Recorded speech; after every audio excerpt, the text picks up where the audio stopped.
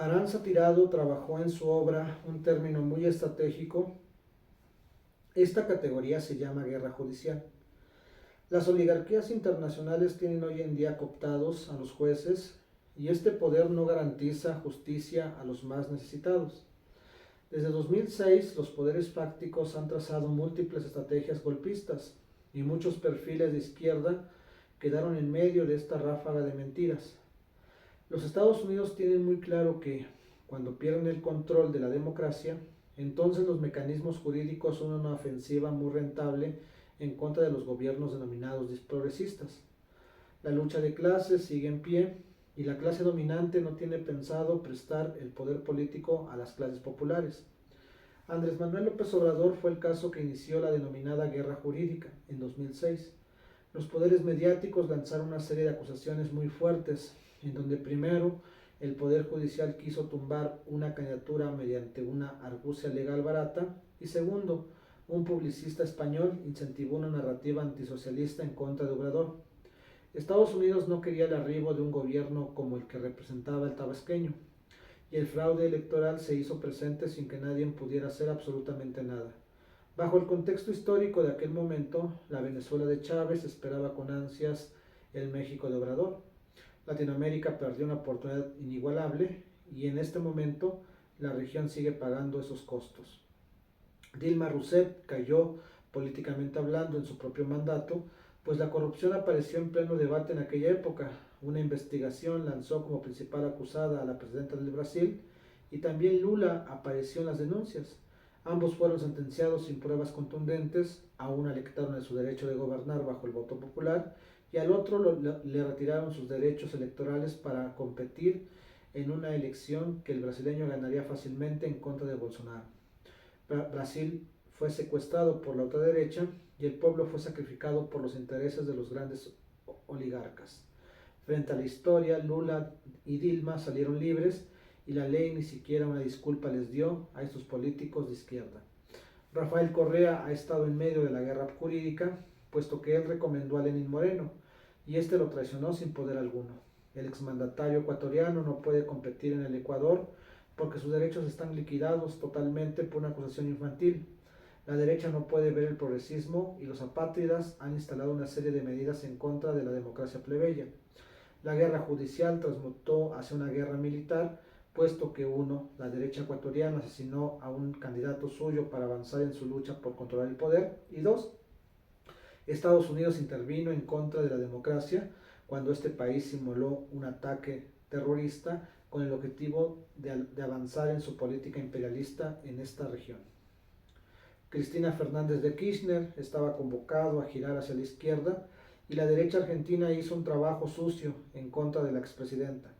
El Poder Judicial volvió a atacar a los perfiles de izquierda y bajo juicios muy débiles, Cristina perdió sus derechos constitucionales y no contentos con ello, Estados Unidos quiso asesinarla bajo un tirador solitario. La derecha perdió los estribos bajo las reglas democráticas burguesas y estas leyes no son respetadas dentro del orden social vigente. La guerra jurídica dio un paso muy atrevido, pero su necesidad histórica necesitaba de alguna manera llevar hasta este punto la guerra de clases. Pedro Castillo se vuelve en el ejemplo más claro de la guerra jurídica. Como ya se ha escrito por este servidor y en otros lugares, la democracia peruana no fue respetada por sus propios defensores, pues una vez que Pedro Castillo pisó la presidencia y el golpeteo mediático avanzó sin ningún problema.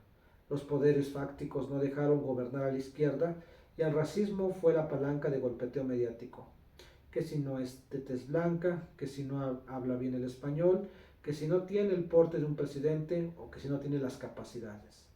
Al final, el Poder Judicial legislativo llevaron las cosas hasta el punto de que lo terminaron tumbando de manera cínica. Al final, en América Latina, el pecado capital se llama luchar por el bien de los pueblos. Gustavo Petro ha dado un gran paso en Colombia. Su visión está en un horizonte político muy marcado, en donde el marxismo dialéctico se mueve de manera muy inteligente. En estos años, el presidente de Colombia ha desenmascarado a la civilización en su conjunto, pues colocó en el centro del debate los términos de policrisis. A diferencia del marxismo mecánico, la lucha de clases debe contener en su seno la lucha por la vida, y por ende la destrucción del planeta debe ponerse en el corazón mismo de la barbarie capitalista. La derecha colombiana ha dejado claro que no quiere a los gobiernos progresistas y la guerra jurídica ya se activó en el país. El pueblo colombiano sale a las calles para defender no a Petro, sino a la democracia de esa nación. Las cosas siguen su curso y la lucha de clases no se detiene en ninguna parte del país. Dentro de este contexto de largo aliento, Gerardo Fernández Noroña está dentro de este torbellino y la derecha mexicana intentará defender el avance del perfil del diputado. Las oligarquías han perdido mucho a nivel mediático en contra del nivel de debate del diputado y la agenda injerencista tratará de detener a la cuarta transformación.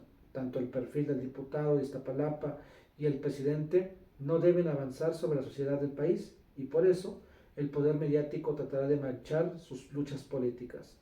Ahora resulta que nadie puede decirle corrupta a la corrupta. Rosario Robles se ha convertido en una herramienta de Estados Unidos para que un perfil de izquierda pierda sus derechos políticos y así desactivar la posibilidad de que puedan incidir en la cuarta transformación. Noroña se vuelve a encontrar con el Poder Judicial. Primero, el INE lo obligó a asumir una culpa que no debía. Segundo, el INE quería desactivarlo bajo la idea de la violencia política de género. Tercero, Rosario Robles quiere revivir una denuncia sobre el mismo término. Y cuarto, no olvidar las amenazas de muerte que recibió en YouTube. Finalmente, los Estados Unidos están avanzando en su agenda injerencista. Por eso la defensa de Gerardo Fernández Noroña se pone en juego algo más que la propia persona del diputado, ya que la democracia burguesa no estará feliz hasta que el perfil de izquierda se diluya tanto en el tiempo, en el espacio y en lo mediático. Por ende, todo nuestro respaldo con Noroña y dejar claro que el despertar de la militancia será nuestro granito de arena en el apoyo a su perfil. El noroñismo deberá comenzar a organizarse porque está convocado a ser la vanguardia de la izquierda, no solo de México, sino del continente mismo.